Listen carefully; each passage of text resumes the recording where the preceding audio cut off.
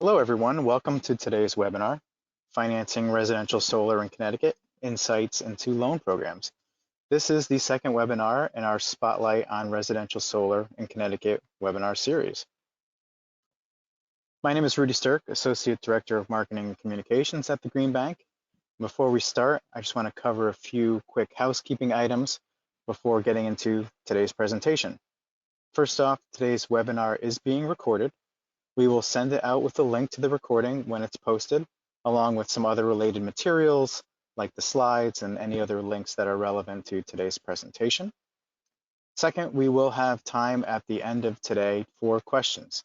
So please, as we go through, put your questions into the question box, and we will do our best to answer them at the end of today's webinar. So you can see our agenda on the screen. We have a very full presentation today. So without any further ado, I'm going to get into it. We do have Brian Garcia, President and CEO, and Bert Hunter, Executive Vice President and Chief Investment Officer, as our presenters today. So without any more delay, I'm going to turn this over to Brian Garcia. All right. Thank you, Rudy. Thank you for that welcome. Good morning, good afternoon to many of you. I want to welcome all of our webinar attendees today. You are local Connecticut stakeholders interested in residential solar. You're also folks from states and municipalities across the country who are interested in learning more about residential incentive programs as well as financing programs, which is our topic today. As a follow-up from last time, where we discussed the 10-year residential solar incentive program that we implemented in Connecticut, we want to share with you residential solar loan programs or products. One of these products graduated. That was a partnership with Sungage Financial for a product we called the Connecticut Solar Loan, while the other product, called the Smarty Loan, continues to provide families with access to capital through our local network of community lenders, community development financial institutions, credit unions, and community banks. Following this presentation on residential solar loans, in August, we will delve into residential solar lease and power purchase agreement financing programs and products that demonstrate an increase in access to residential solar for low-income and disadvantaged communities and communities of color.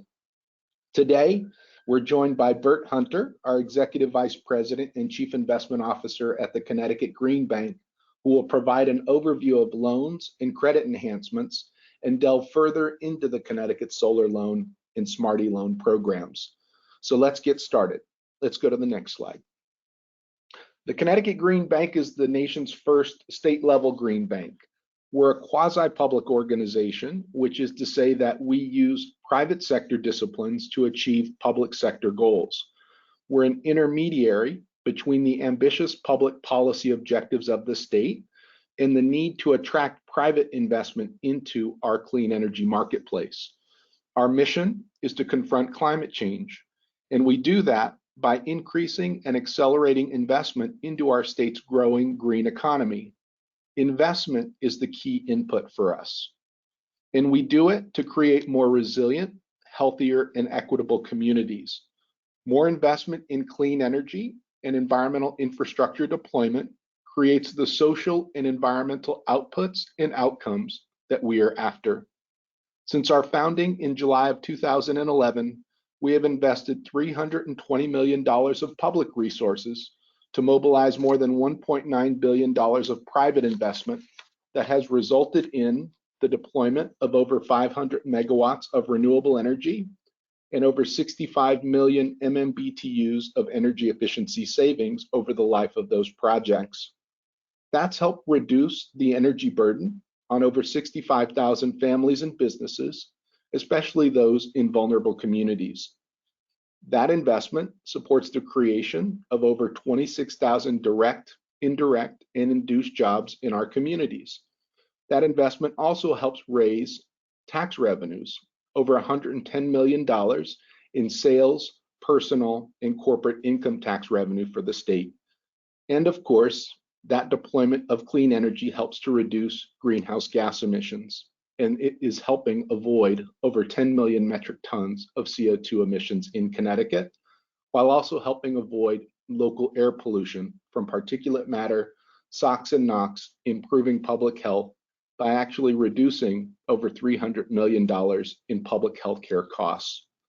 And in doing all of this, we've made the green economy more accessible and affordable to vulnerable communities, low to moderate income families, and communities of color, and helping them combat energy inflation by reducing energy consumption and choosing clean, renewable energy instead of fossil fuels. Next slide. On August 16, 2022, President Biden signed the Inflation Reduction Act into law. And this past weekend, on Saturday, President Biden signed the Fiscal Responsibility Act, demonstrating his steadfast leadership and commitment to the Inflation Reduction Act. As we are all beginning to see, the IRA is the largest investment from the US government ever in the modernization and decarbonization of our nation's energy infrastructure. Beyond the IRA seeking to achieve a zero carbon electric sector by 2035 and carbon neutral economy by 2050, it puts Justice 40 and just transition right alongside reducing greenhouse gas emissions. We see this in the investment tax credits, specifically the requirements for prevailing wages and apprenticeships to receive the full 30%. We see this in the adders to that tax credit. For first, energy communities of an additional 10%, low-income households in tribal communities of an additional 10 to 20%, and Made in America domestic content provisions of an additional 10%. Last week, Treasury released the additional guidance on the low-income communities bonus credit program that everyone should work hard to understand more and put to work to increase investment in and deployment of clean energy in low-income and disadvantaged communities. There are places here in Connecticut that have the potential to receive up to 70% from the investment tax credit. And of course, there is the $27 billion Greenhouse Gas Reduction Fund administered by the Environmental Protection Agency. Next slide. Within the IRA, and specifically Section 134A of the Clean Air Act, is the inclusion of the Greenhouse Gas Reduction Fund. Recently, the EPA released an implementation framework to assist potential applicants in preparing for the pending Notices of Funding Opportunities, or NOFOs, which we expect will be released this month in June. The Connecticut Green Bank is working with the American Green Bank Consortium and other partners on the $14 billion National Clean Investment Fund, which to many is the national climate bank policy the Coalition for Green Capital has been working on for more than a decade. We're also working with community lenders, community development financial institutions, credit unions, housing agencies, and others on the $6 billion Clean Communities Investment Accelerator. Today's webinar is in part focused on our continued $7 billion Solar for All competition with a focus on residential solar loans, as last time we explored residential solar incentives, and next time we will explore residential solar leases and power purchase agreements. Next slide. There will be a competition for up to 60 awards to states, including territories like Puerto Rico, tribal governments, municipalities, and others to invest $7 billion through technical assistance, for example, data collection and analysis, program planning, program implementation services, and stakeholder engagement, and financial assistance, subgrants, rebates, subsidies, incentive payments, and loans. The use of these proceeds is for zero emission technologies that are being specified by the EPA as residential solar, community solar, associated storage, and enabling upgrades. The important objectives for the EPA are first, to reduce greenhouse gas emissions and other pollutants. Second, deliver benefits to American communities, particularly low-income and disadvantaged communities. And third, to mobilize financing and private capital to stimulate additional deployment of such projects. These objectives are the Connecticut Green Bank's objectives as well. Next slide. So we'd invite all of you to learn more about the Greenhouse Gas Reduction Fund by visiting the EPA's website. Next slide. Okay, so as we transition from the webinar from last time on residential solar incentive programs to financing programs with a focus on low-income and disadvantaged communities, we want to start off by understanding several important things: energy burden and barriers to residential solar. Next slide. In 2020, the Connecticut Green Bank commissioned a study with the Vermont Energy Investment Corporation, including Operation Fuel, to understand energy burden across our state's counties, cities, and towns. Energy burden is the percent of household income spent on energy. There's a rule of thumb that if a household spends more than 6% of its household income on energy, then energy is deemed unaffordable. This is called the energy affordability threshold.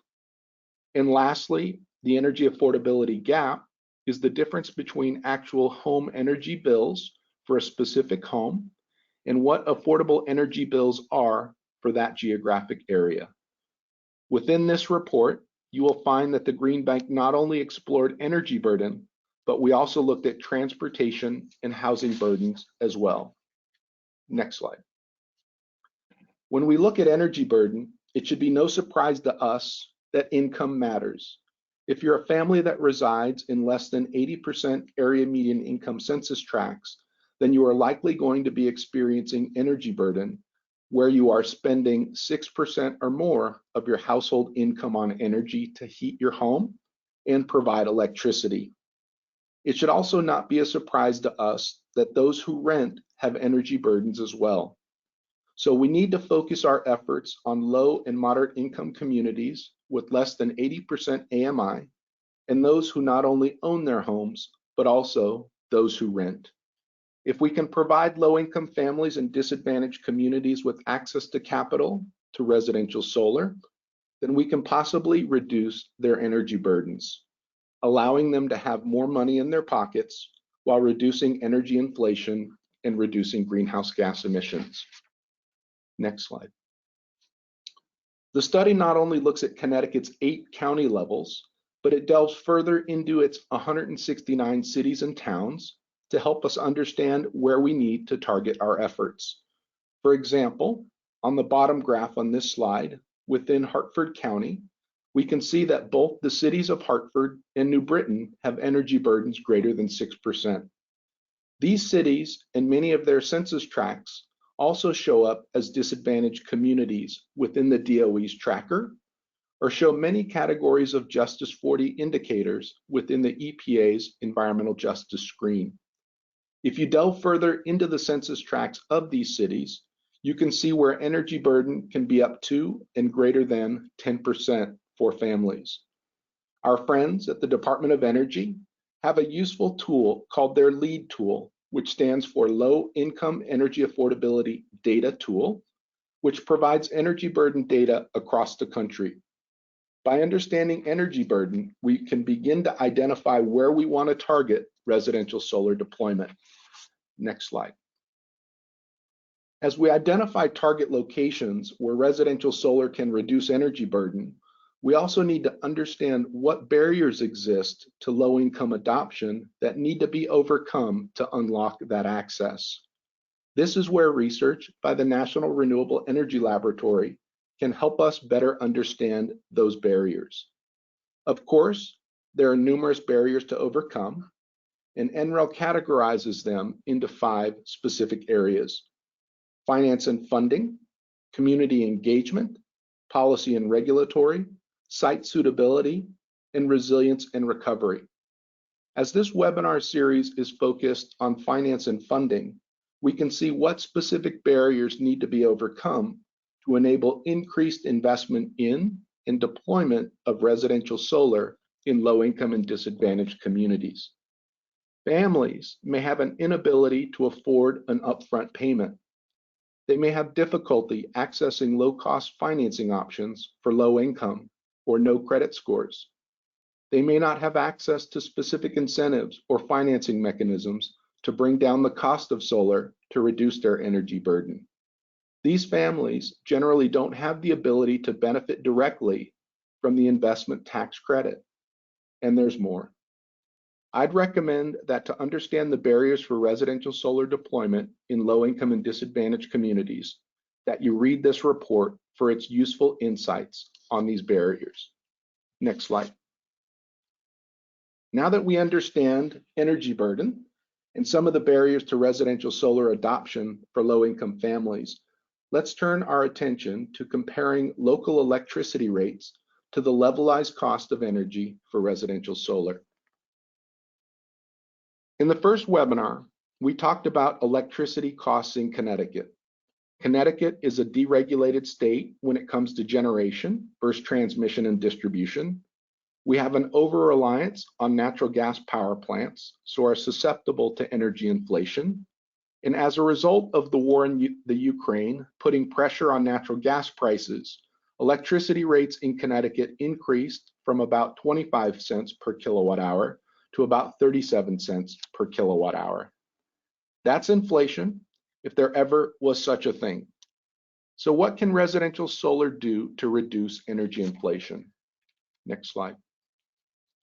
A very useful measure of the cost of electricity is the levelized cost of energy, or LCOE.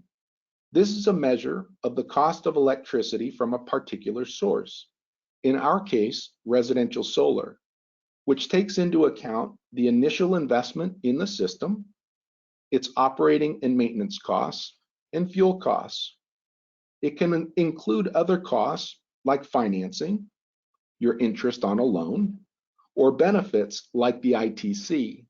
But for simplicity's sake, the standard is just upfront investment, O&M costs, and fuel costs, which for solar is zero. The LCOE formula takes those costs and divides them by the estimated lifetime production of solar power from the system. Location matters, as the sunnier it is, the more power being produced from those systems, adding to the denominator. Size matters as well in terms of the denominator, but can also reduce the numerator as a result of economies of scale. The type of panel can have an impact on both the numerator and the denominator in the LCOE. And of course, if we include financing costs in the numerator, then the LCOE can increase. There are really good resources, including NREL's Comparative Photovoltaic Levelized Cost of Energy Calculator. David Feldman, Manisha Shah, and the NREL crew have put together these tools to make this calculation easier for you. And of course, you can always use artificial intelligence. We tested this out by playing with Google's Bard, and based on the assumptions, we got reasonable answers, but you always want to ground truth the outputs you're getting from artificial intelligence. Of course, there are other measures of economic value for residential solar, like the payback period, internal rate of return, and net present value, but we just wanted to show you the levelized cost of energy because it compares well against electricity prices and inflation. Next slide. Now, we can compare those electricity rates to that levelized cost of energy to see if there's any juice to squeeze, energy savings to be realized to reduce that energy burden. This system here is an actual system, a 7-kilowatt residential solar system installed in 2014 at $3.91 per watt, with an upfront incentive provided by the Green Bank and various assumptions like capacity factors, degradation rates, system life, O&M costs, etc., to determine an LCOE of just over 15 cents per kilowatt hour. What is not in this LCOE calculation is the 30% investment tax credit. Had we included that, the LCOE would have been a little bit more than 10 cents, close to 11 cents, or 4.4 cents less than 15.2 cents as we calculated, which would mean a bigger difference between the electricity rates in the light blue versus the LCOE in the dark blue. It would have dropped the dark blue line by 4.4 cents. In Connecticut, because of those public policies we discussed last time, like net metering and incentives like the residential solar investment program that we talked about, residential solar is cheaper than electricity. Next slide. If we add a Y2 axis, that is the cumulative savings between a kilowatt hour of solar power times the electricity price, less the levelized cost of energy, we can see that energy savings rack up over time, especially as energy inflation occurs. We collect production data on all of our residential solar installations, more than 45,000 households. With that production data, contract data on installed costs, and electricity rates, we can see the cumulative energy savings from residential solar in Connecticut. Given the barrier that not everyone has $25,000 in their pockets to pay upfront for such a system, this is where providing families with access to capital through financing comes into play. We're now going to turn our attention to residential solar loans, including credit enhancements, as a financing tool to break down the barriers to the access to capital. Let me now turn the presentation over to Bert Hunter to walk through residential solar loans and credit enhancements. Thank you, Brian, and great to be with all of you today. As Brian said, as we look back on 10 years of residential solar in Connecticut, we're taking this deep dive into some of the key barriers to access and adoption of solar PV by many households, and how our Green Bank was able to introduce some significant market innovations with a number of stakeholder partners to overcome many of these barriers, so that we could achieve the goal of solar for all households that seek to participate in the energy transition. And as noted by National Renewable Energy Laboratories, or NREL, in a study published in September 2021, financing is a key barrier that keeps low and moderate income households from access to solar PV.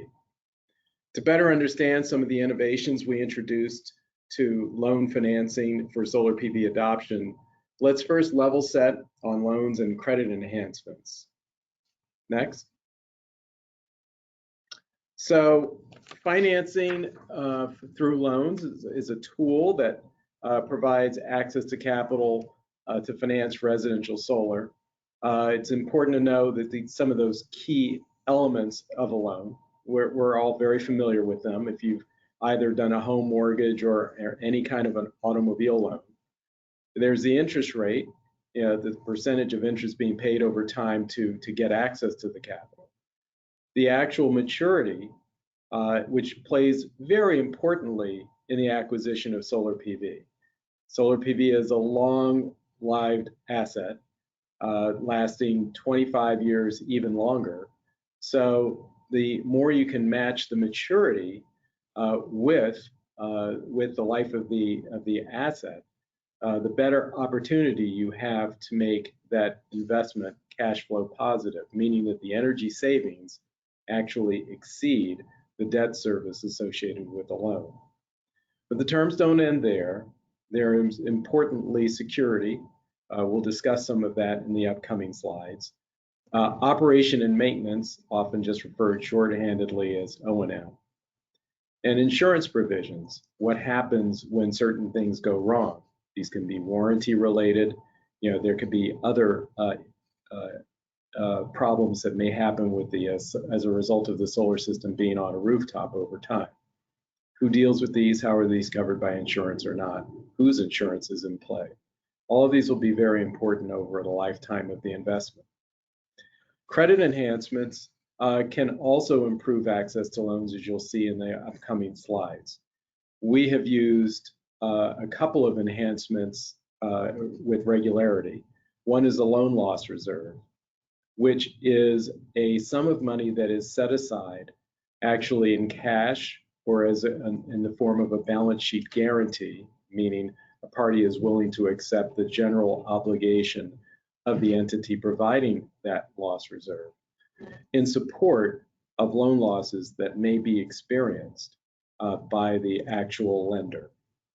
And that, with that assurance, the lender is then able to lower its cost of funds to the borrower, and it's also able to extend the maturity in the loan relationship.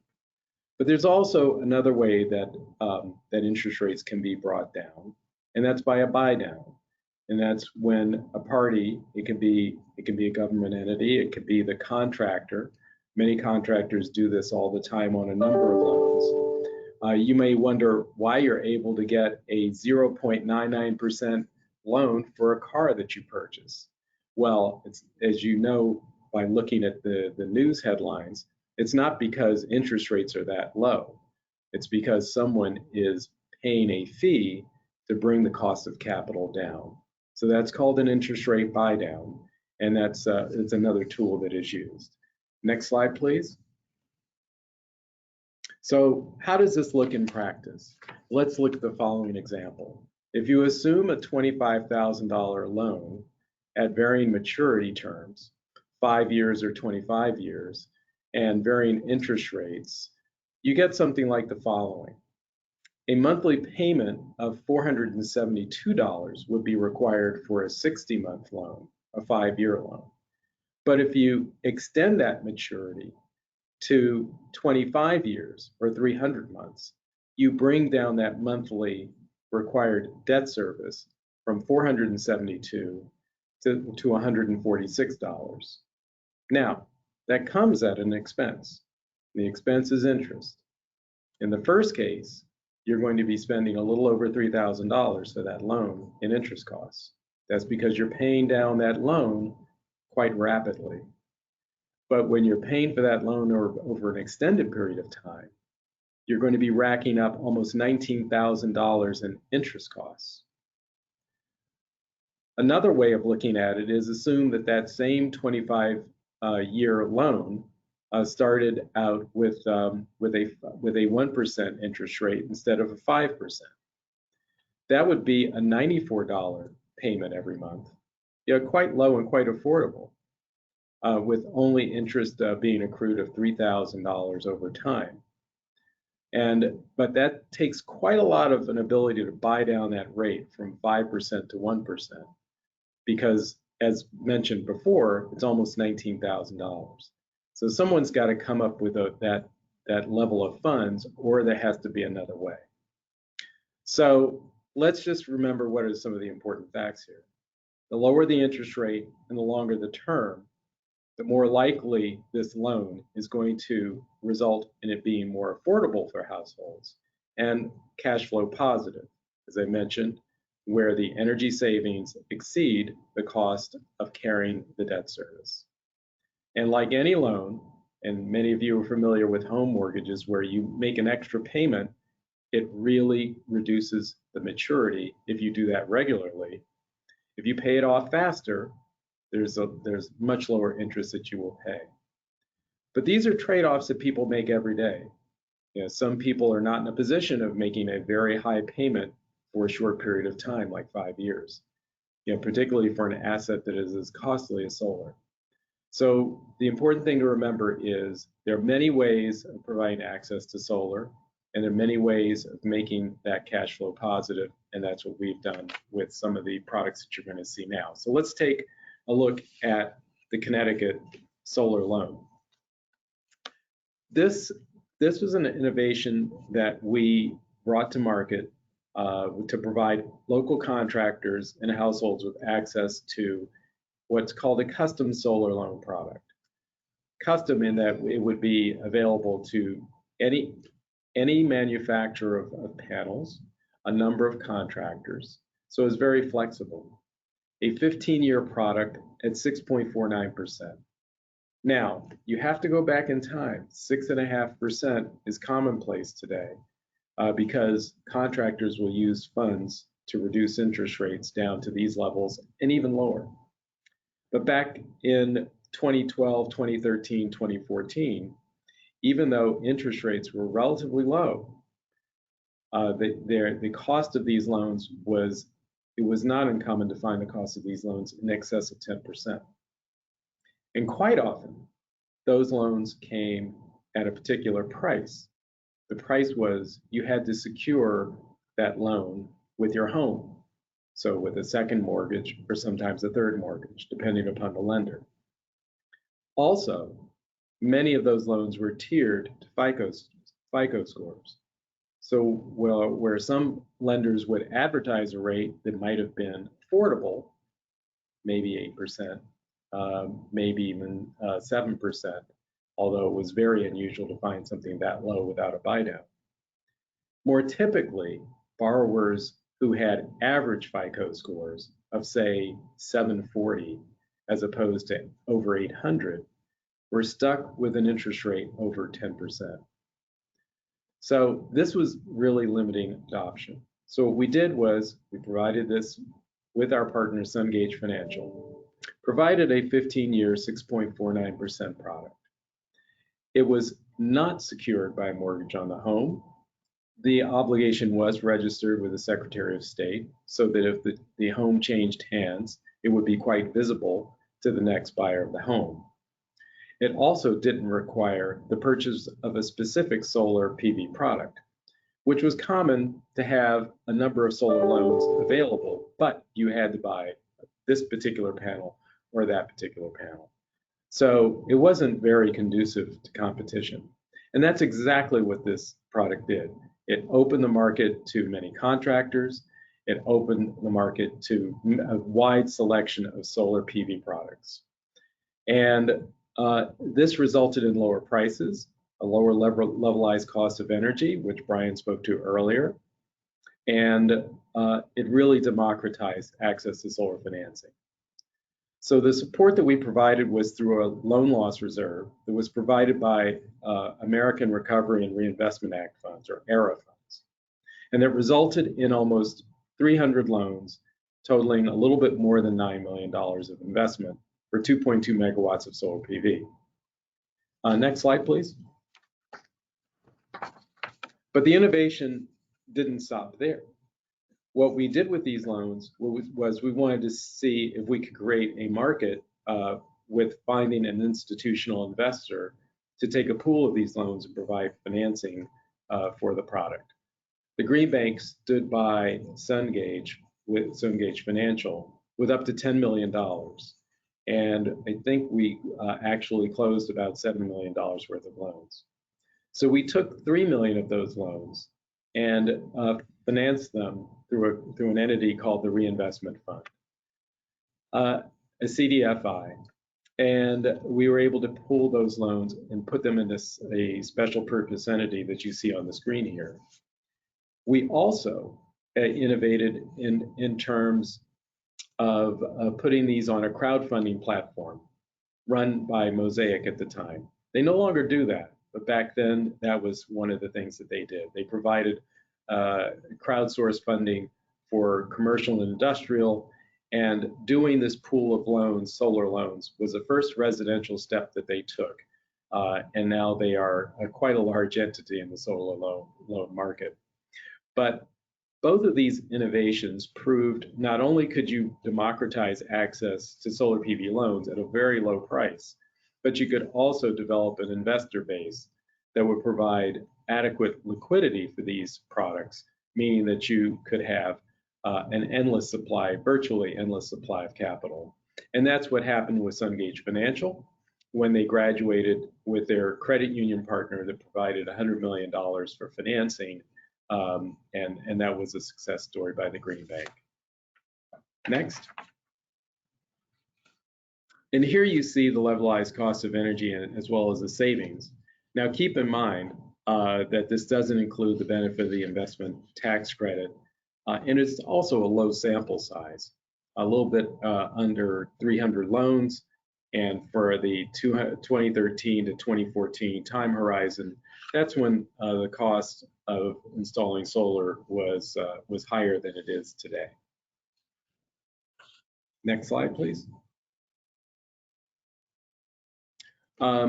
The next innovation we wanted to talk about was our solar loan smart e-loan product. And this is our product. If you go to the next slide, the innovation here, we have to give you some context. Packaging, the issue became how do you provide a flexible loan product available to homeowners that they could use for energy efficiency and solar? And a number of states, particularly New York and Pennsylvania, provided loans like this, but they were limited in terms of their ability to go to market to refresh the amount of capital that they had because they had budgetary constraints. Credit rating agencies wanted thousands, tens of thousands of data points over 10 years of time series information on the loan performance of these loans. Well, this just simply did not exist. The market was getting started. So the approach that we took was to say, rather than try to package loans and sell them, let's try to connect the lenders that are already in the market with customers that want to do energy efficiency and solar PV. So these are the circumstances that led to the creation of the Smart E-Loan, a very flexible loan to finance solar PV and energy efficiency, as well as related expenses. Expenses like asbestos removal, if you're changing out your old oil boiler into a new equipment like heat pumps, or making sure that your roof would support a heavier solar PV installation. So all of this would be provided by these local lenders, as you see here. It's a partnership of 13 banks that we started with back in 2013 and 2014. The loan terms were up from 5 to 20 years, and from interest rates from 4.49 to 6.99. Very affordable. And not only that, but the contractors did not have to pay contractor fees to access these rates. They did need to qualify through our process, but once qualified, they were able to present their customers with these terms. And this was made possible by the support of a second loan loss reserve. That was an innovation that we came up with because more typically, loan loss reserves, which absorb losses by lenders, were first in line to absorb losses. We took the position that lenders are usually well acquainted with the fact that they need to put provisions for losses aside just in case loans go bad. So what we told lenders was, we will stand behind extraordinary losses. So above a certain threshold, we would stand behind them.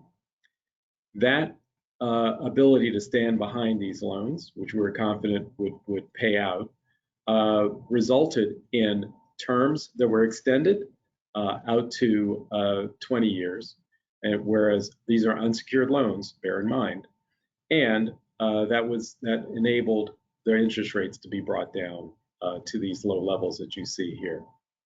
Next slide, please. And so the partners in this arrangement were credit unions, community banks, and CDFIs. These are lenders that know their customers, they're in their neighborhoods, they work with local businesses like these contractors doing the work on the rooftops and in the basements of homes all over Connecticut. It was a great relationship to put together, and we've done over 110 million of these Smart E-loans to date. Next slide, please. And you can see, even with these LCOEs, levelized cost of energy, have been adjusted a bit for the investment tax credit. So you do see the lower number that Brian Garcia was referring to before, around 10.5 cents. And you see, because this was done not for just a small cohort of loans, but over 100 million, you see the savings piling up over time.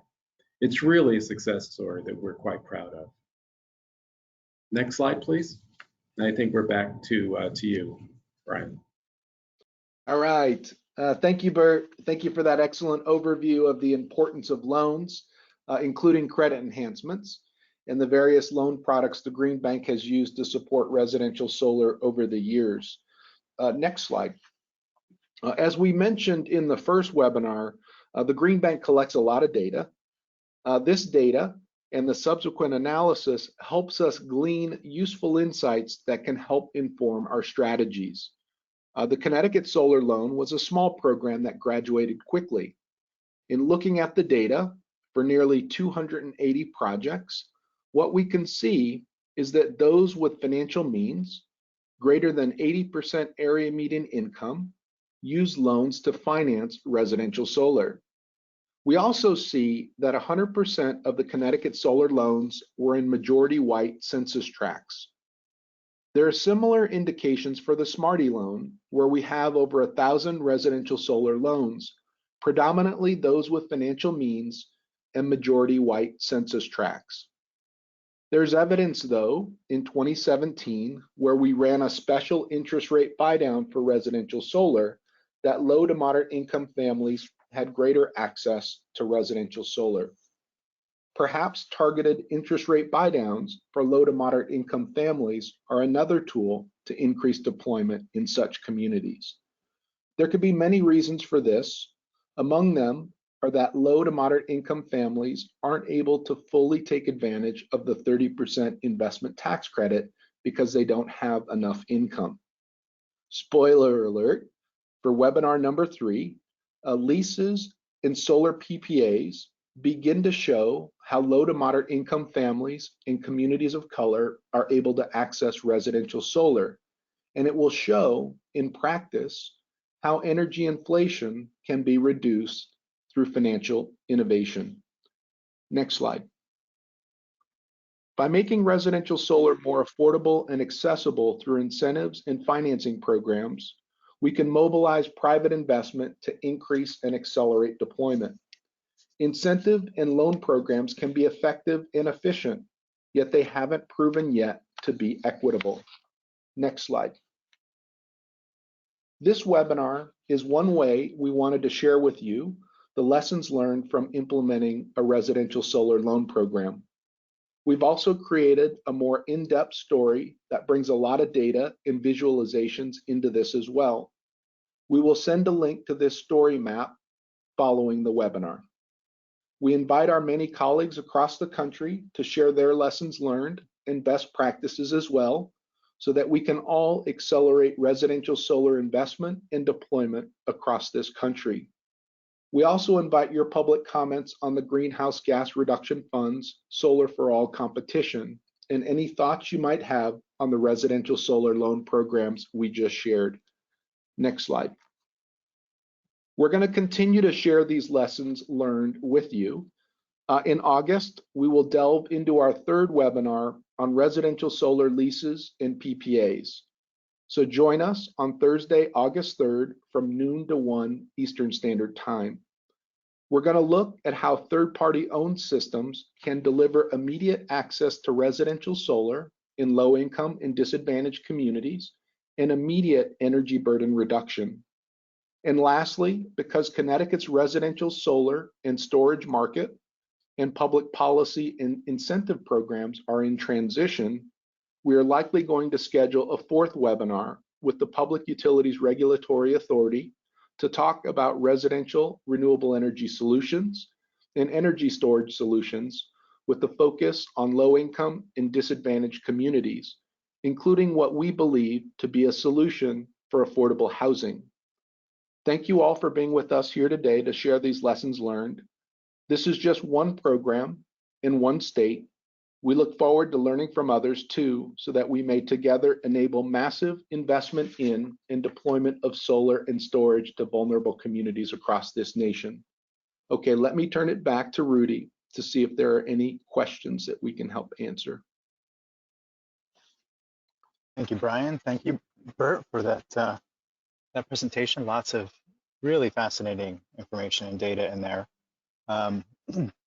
The first question that we always get, as I mentioned in the beginning, we will be sending out links to the recording of this webinar, as well as the slides and the other resources that Brian just mentioned, including a story map that will allow you to really dig into some of the data and stats that we just talked about.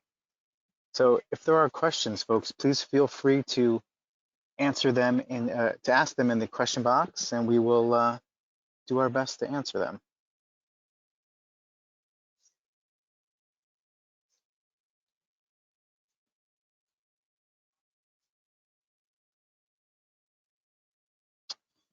There's a question here about the first webinar. So we did send out the resources for the first webinar. You can actually access all of that on our website. We will include a link to all of that data when we send out the information for this second webinar.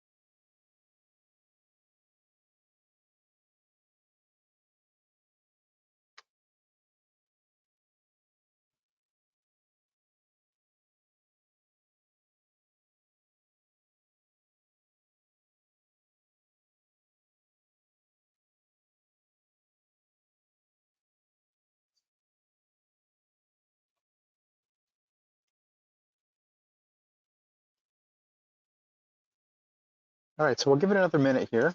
If anyone has any questions. Okay, so we did get a question here. Is the CT Solar Loan Program still active? Let me take a stab. The Connecticut Solar Loan Program is not still active, but the offer from SunGage Financial is. So as Bert alluded to, this was one of our first graduating products. As a result of the 280 loans that were run through the CT Solar Loan, SunGage Financial was able to secure a partner in the Digital Federal Credit Union to provide direct loan capital to continue with that product, not only in Connecticut, but in other states across the country.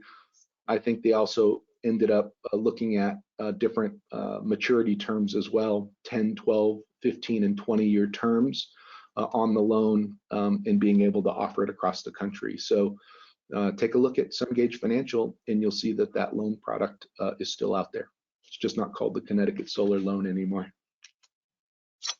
Great. Thank you for that, Brian. Okay, so here's a question about the loan loss reserve.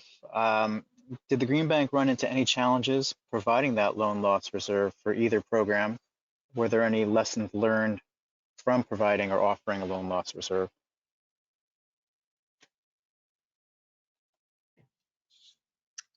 How about if I take that, Brian? Actually, the loan loss reserve worked as intended. We expected, in the case of the solar loan, that it would provide us access to an institutional investor, and we found that to be the case in the reinvestment fund. It also provided a bit of credit support when we placed the loans on the crowdfunding site with Mosaic. I remember the first package of loans that we put on the Mosaic website. It took about, I think, 4 weeks to sell out. The second package that we put out there sold out in like 3 days. So there was really an appreciation for the credit support that we were providing, and that it really did de-risk the transaction. The same thing goes for the Smart E-loans, where with $110 million of loans that we have issued thus far, they have performed exceptionally well. These loans, regardless of whether it's Connecticut, Michigan, Pennsylvania, New York, they all perform exceptionally well. We have suffered in terms of our loan loss reserve on that 110 million, only about $300,000 or so of actual paid out losses. So it actually has demonstrated not only that these loans are very well in terms of repayment performance, but also that this type of second loss approach is a very effective tool that earns the comfort of lenders and investors alike without exposing the public instrumentality like the Green Bank to too much exposure. Thank you, Bert. That's a terrific answer there.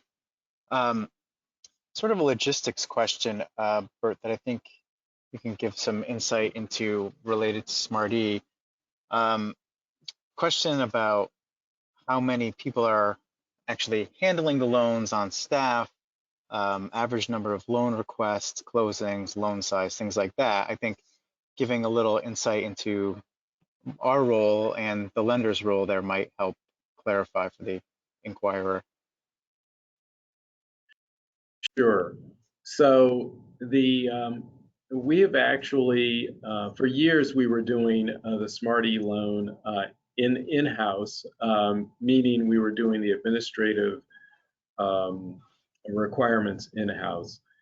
And the thing about the Smart-E loan is there's a bifurcation of responsibility, meaning that the Green Bank attends to all of the green functions, if you will, qualifying the equipment, making sure that the contractors are registered, insured, licensed, etc. And the lenders focus on the underwriting. So through an online portal, the contractor will put the transaction in through the system, and then these responsibilities are allocated to the various parties, contractor, Green Bank, and lender, and even borrower. The borrower needs to provide certain information for financial underwriting, then they are notified accordingly. So the actual lift by the Green Bank is manageable, and we find that that the issues with processing the loans really relate to communication and submission of information. As well as follow-ups after the process starts.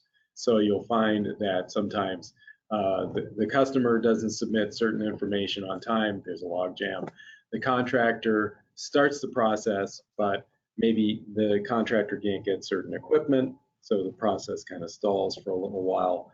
But generally, I would say, the Green Bank and the lenders are always on the move and moving the transactions through. So it's actually a manageable process, and our lenders have given us feedback from time to time where we've been able to improve that process. But by and large, it runs very well. Thank you, Bert. Here's a question. I think BG might want to tackle this one on the IRA. Are there any programs or funding being threatened by clawback threats, given recent congressional discussions related to the IRA? Bert, I'm going to bring you in here. I'm not aware of any clawback provisions. Bert, anything you want to add on what we're seeing with the different IRA provisions, including the adders on Section 48? My understanding is that the IRA was entirely untouched. That's been what I have read through a number of news sources. Any clawbacks were associated with COVID funds, and even in those cases, the clawbacks were relatively limited. But none of them extended to the IRA. That remains in full force and effect, and thankfully so. And then just it goes without saying, all of the Treasury guidance and things that are coming out on the low-income community bonus adder, the domestic content adder, and the energy communities adder, that all of our respective states and local geographies should be plotting and looking at where all of those locations and opportunities stand, because those will be your vulnerable communities, and those will be where you can leverage 30 to 60% of the investment tax credit. So do your homework, make sure you get some legal support in verifying those areas, and then target your efforts there, because our most vulnerable needs that investment in deployment. So I think this will be our last question, and it's a good segue from what you just said, Brian. The asker wonders if the Green Bank is considering any low interest loan based on applicant income, similar to what we did a few years ago with sub 1%. I think it was 0.99% loan that we were doing based on income. Yeah, so I'll bring Bert in here as well. I mean, I think it's safe to assume that looking ahead, we will use all of our financing tools to the advantage of the low income and disadvantaged community end user, whether that is doing extra in terms of these interest rate buy downs that Bert is talking about on the Smart E-loan, to, right now we have an open RFP through our Green Bank Capital Solutions where we would invite any third-party owner to seek our capital to reduce their cost of capital to the benefit of those low-income and disadvantaged communities. But we're going to be applying all of our tools to move investment and deployment more in this sector. Bert, anything else to add? Yeah, I would just add that recently we have been working with the Department of Energy and Environmental Protection, DEEP, on some revolving loan funds that will come to the state of Connecticut from Department of Energy sources.